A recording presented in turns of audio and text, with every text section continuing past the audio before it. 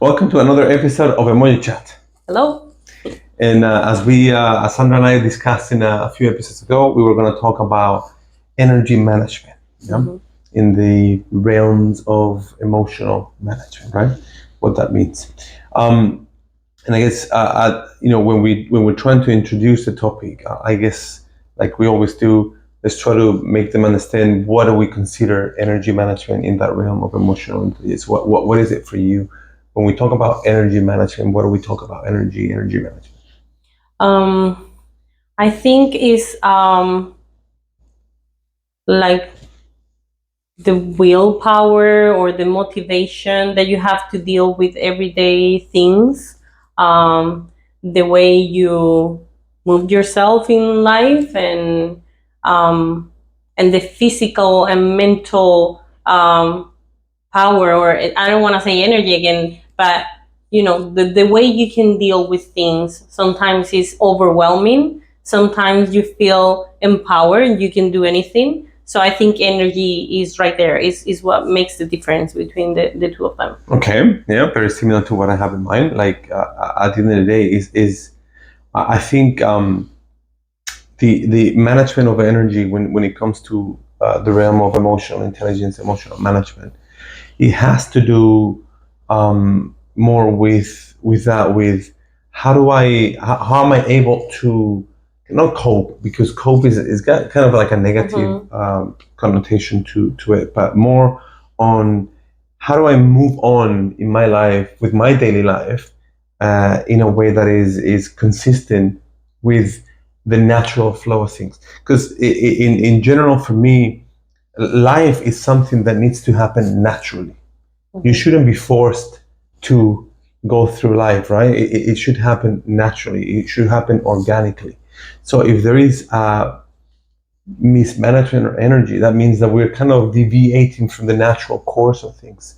And that's kind of what I have in mind when I talk about emotional energy management. Right? It's like you need to use a lot of resources, like physical and mental resources, just to keep up with everyday things. When it should be natural, right? When it should be, yeah. Exactly. Right.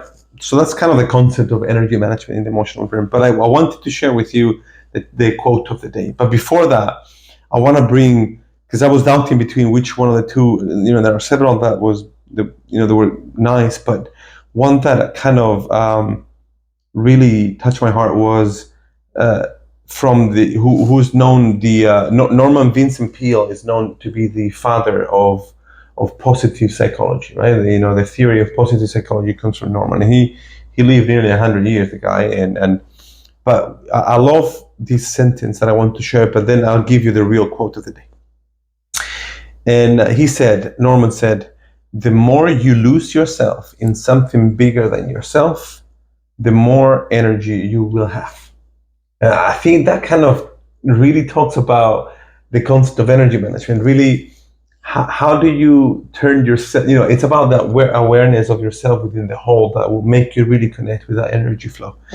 But the real quote of the day comes from Tony Robbins, who needs no presentation. And he said, which is a very famous quote from him, where focus goes, energy flows. Again, where focus goes, energy flows. And what does that bring to your mind when we talk about that quote from Tony Robbins, where focus goes, energy flows? Energy flows. It reminds me of the other episode that we were talking about living in the present, and how when our mind focuses on something, it can be a problem, it can be a positive thing, or possibilities, or things you want to achieve. But if it's a problem, it's gonna look for all the reasons to make that problem real. So when you focus on something, or something is on your mind is gonna use all the energy and resources to prove to you that that's the right thing, is the right thought, or the right line of thought. So energy is gonna go to where your mind is focusing. Problem is when you focus on a lie, and sometimes those lies will look just like, because I fear something, I expect something to happen, and I imagine that situation. The anticipation. What do we call it last time? The disastrous anticipation, anticipators, or something like that. Is when you just focus your thought in something that you really believe is gonna happen, and your mind is gonna try to prove to you, see, it's gonna happen. Even if it doesn't, it's gonna take all the energy to prove to you that is right, and you should live in that fear. What happens is that when you think of a lie like that, a lie cannot keep itself alive. So you have to keep feeding that lie to make it kind of truth in your mind.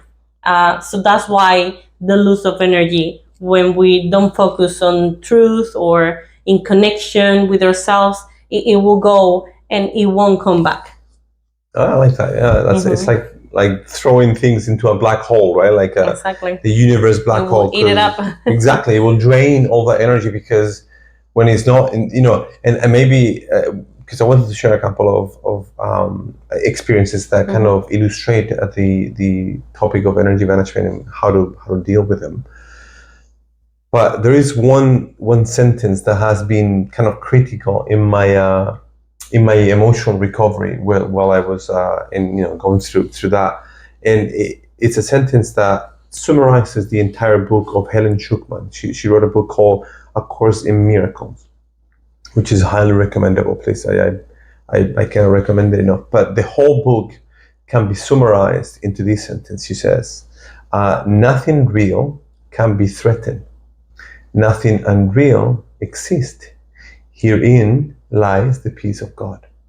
So, put God or universe, whatever, but think about peace, right? But again, I'm going to repeat it because she said, nothing real can be threatened. Nothing unreal exists. Herein lies the peace of God. And the point is that when we create conflicts around it, like you said, when we create conflicts around us, which are not real, because there shouldn't be any conflicts. Life should walk, go naturally, organically. Then we have to put a lot of energy into feeding the illusion of the ego, and it's like you say, it's constant resources. That's where our energy is going. It's flowing into, and it's not coming back because if it's not real, it's never going to come back to you. It's just a black hole. So that sentence for me was kind of interesting. But then we talked about this in the past, where for me, in the past 2 or 3 weeks, I have been kind of drained, right? And like we said in the episode, we should hold these things as a red flag, like an alert into something is not right with you. So I took my time, and at work, I have a very, very good friend, and we were discussing about this because he, in the previous week, last week around Wednesday, Thursday, we were talking about this, like, we were both like feeling like drained. And then he was mentioning that when he talks with his loved ones about this, then, they keep on saying, oh, you're just complaining and just stop complaining and work harder. And then, they don't feel, it's hard to make them understand how to really feel the drainage that a situation like we were living will cause. And then I told him, what, I do feel the same way. And I told him, just give me the weekend because I need to start analyzing, like introspectively, what is it that is causing this situation for me to drain my energy. And then today I had a chat with him, and I told him that for me, after thinking during the weekend, and there's a 2-factor condition that has made me drain my energy in the past 2 or 3 weeks. And I was sharing this with him. And this is a friend that I really appreciate a lot, right? And I told him that the first factor of my energy drainage is what we had discussed in the past. I'm living the present, but then my mind was in all the future projects that I'm working on. We're working on the podcast, try to make it happen, and then my coaching services, and then the consulting company, and then the electrical mobility solution that we're trying to work on locally. All these different projects that is pulling me away from the present moment of serving the company that I'm working on right now. And that tension is the one of the factors that was pulling my resources of energy away, because keeping all together is taking a lot of resources that tension created. And then the second factor I told him is your fault. I told him jokingly, no, but jokes aside, I told him it's not your fault, but it's related to you, because in every company I work, in every project I work, I always find, for me, it's easier to work when I find somebody to serve, right? So he's that person in my project that I serve for the success of the overall project. And somehow, because I appreciate it a lot, I had created this dependency relationship where I was searching validation, and knowing that I am looking into other projects, I was, the second factor of my energy drainage had to do with the fact that I didn't want to disappoint him. And then that relationship of dependency was draining, and again, creating tension, draining energy for me. And once, and the funny thing about this is, as soon as I put that label into what was going on, the whole tension dissipated, like disappeared. The whole energy drainage stopped. Mm-hmm. And we went from yesterday, where we were trying to record the episode, and it was awful. Didn't work out, and we were trying to record, it just didn't work out. Like the whole thing, you started coughing, and it's just like I couldn't concentrate at all. Because we were like drained. Our energy was drained because we were dealing with different things, huh?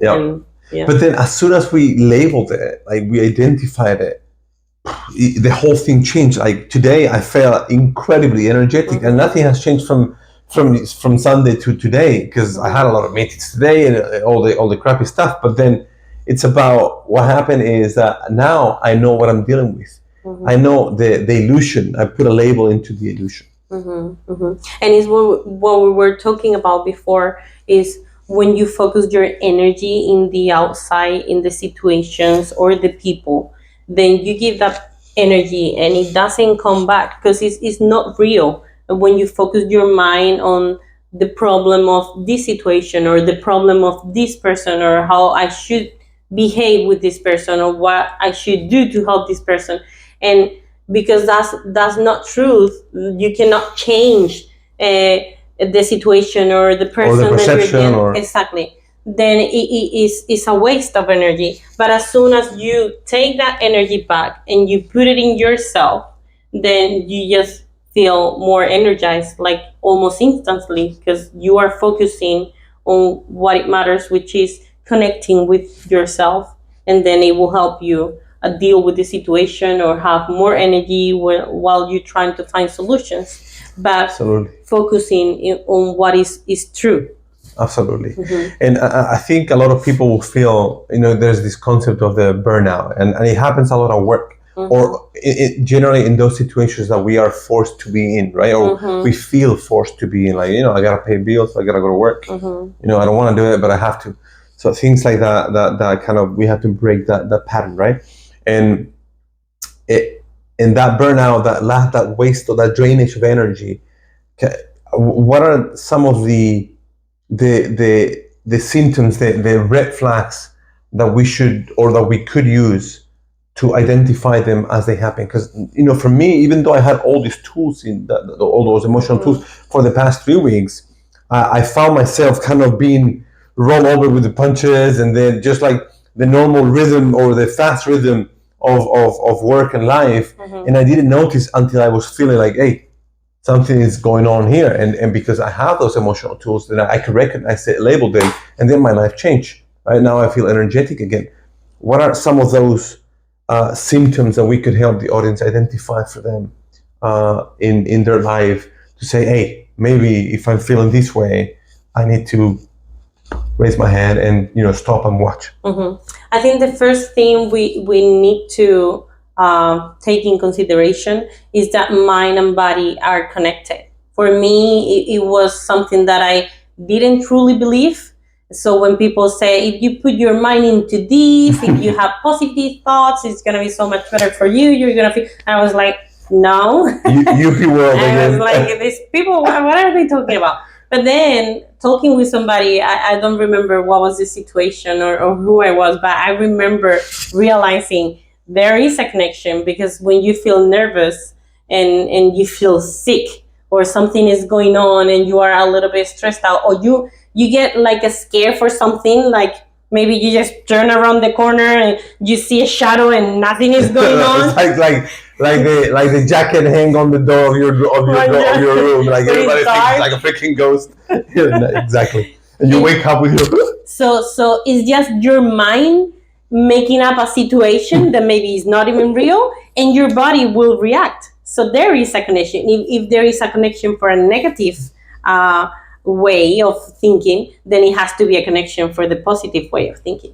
So the first thing we need to take in consideration is that mind and body are connected, and there are a lot of symptoms that we will see in our body or mentally that will tell us, okay, this is not right. And sometimes, because when you see video, and I'm pretty sure when I say all some of the symptoms, a lot of people in the audience are gonna feel like, oh, it's true, that happens to me, no? Or you see people talking about these things, and you are, that's so relatable because I feel like that. And we think because a lot of people feel like that, it's just the way of life, is the way you're supposed to live, or how you are supposed to feel all the time. Normal. Yeah, because it happens to everybody, and it can happen to you, but it doesn't mean it's the way of living. There is another way. It's not a natural way. But I have here a list because I didn't want to forget